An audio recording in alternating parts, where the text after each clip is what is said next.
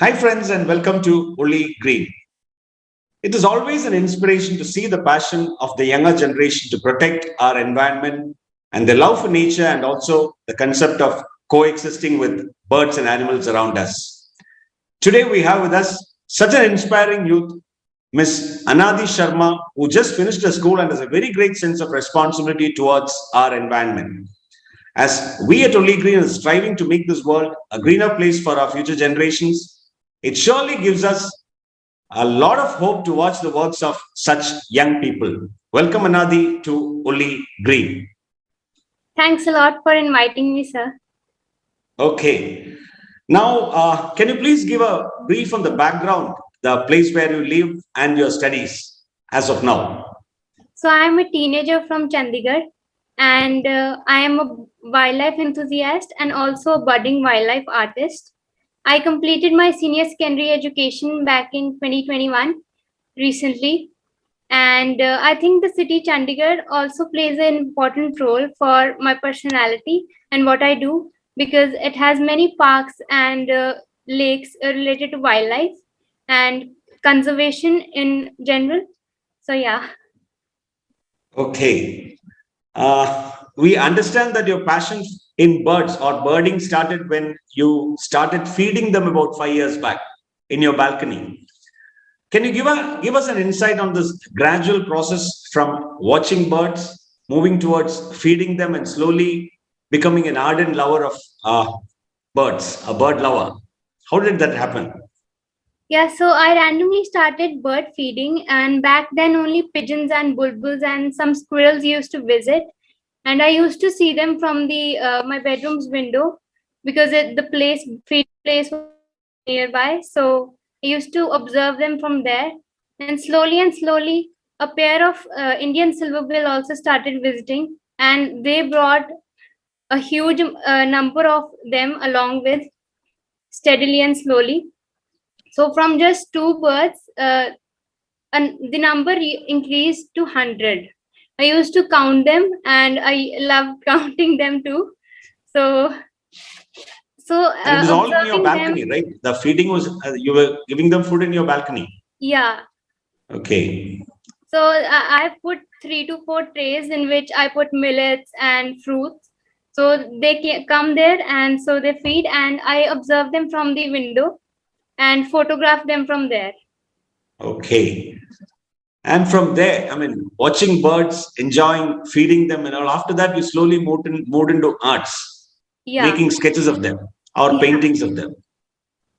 How It how was did a that happen? gradual process. So in my childhood, I used to scribble on the walls, and my father used to support me for that. He used to click my pictures, scribbling on the wall. So art was always with me.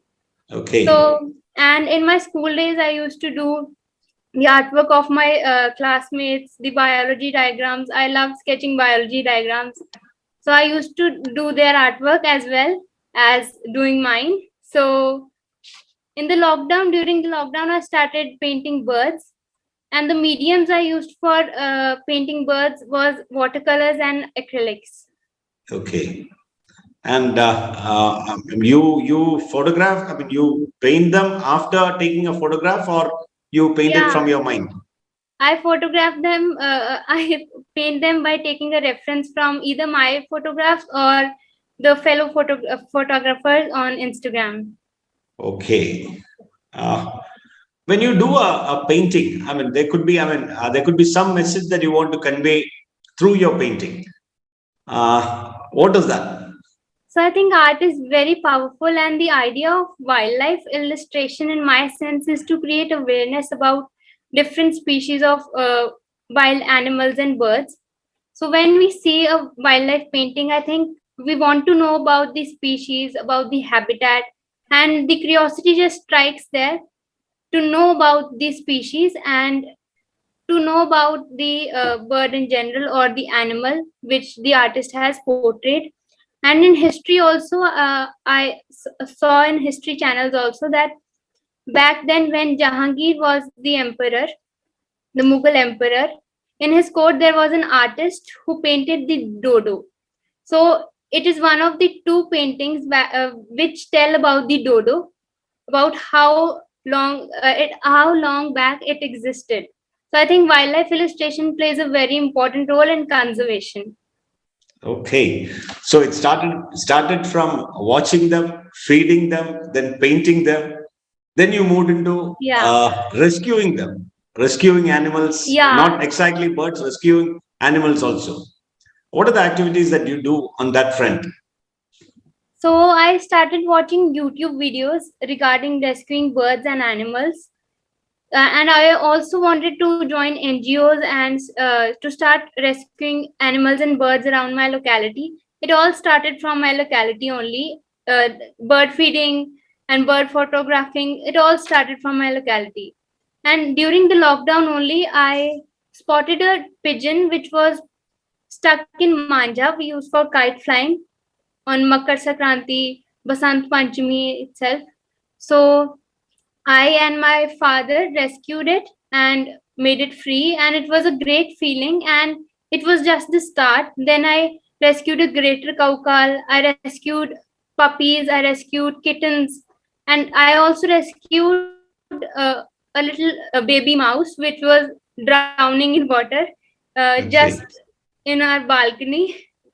What do you do with these animals that you have rescued? You hand it over to somebody to take care of I them, or free them when they are good in health. I free them. I also had an incident when a nestling, a baby dove, was not able to fly, so I kept it for like 7 days, and then when it was good in health and all set to be free, I freed it. okay. You mentioned about your dad helping you out with the rescuing. Was Yeah, there any motivation from his side to get into this field yeah. of? He always motivated me to like even when it was wildlife photographing, he motivated me and bought me a camera because I always wanted to Okay, buy a camera from my own salary. It was my dream, but he still bought me a camera, binoculars, and he always inspires me and motivates me to do better in painting also because he himself is very good at art. oh, that's great. Okay. Now that you have talked about your very keen interest in the conservation or the habitats, birds and their habitats, and also your love for nature, from school, and what are your future plans to be on this domain? How do you plan to take your studies? How do you plan to take your career and all towards this environment protection domain and work in this domain? I want to pursue my bachelor's in science, and in general, I want to become an ornithologist to conserve birds and research on birds. And I also plan to work with some NGO in the future, in the coming future.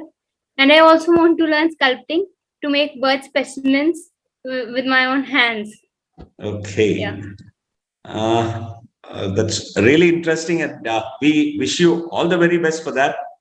Uh, let you be able to take care of your interests both in the field of wildlife conservation, your arts, and all. And we look forward to see you as a real, genuine environment lover in the coming days. Thank you, Now, I sir. mean, coming to your message. I mean, maybe somebody of your age or somebody younger than you or slightly elder than you, if they want to come into this domain of activities, what could be your message for them?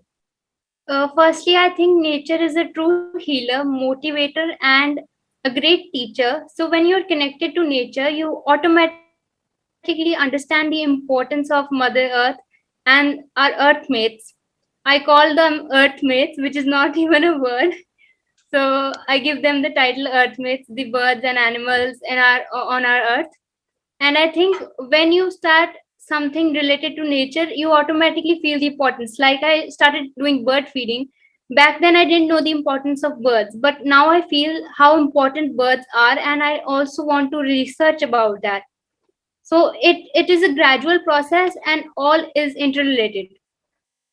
Really good. I mean, very, very clear of thoughts for a person of your age. And it's really encouraging, really motivating for a lot of us. I mean, even for our generation to be really interested in the subject. Thanks a lot for being with us. It's been great talking to you, and we wish you all the very best and all success in future. Thank you. Thank you so much, sir. It was my pleasure.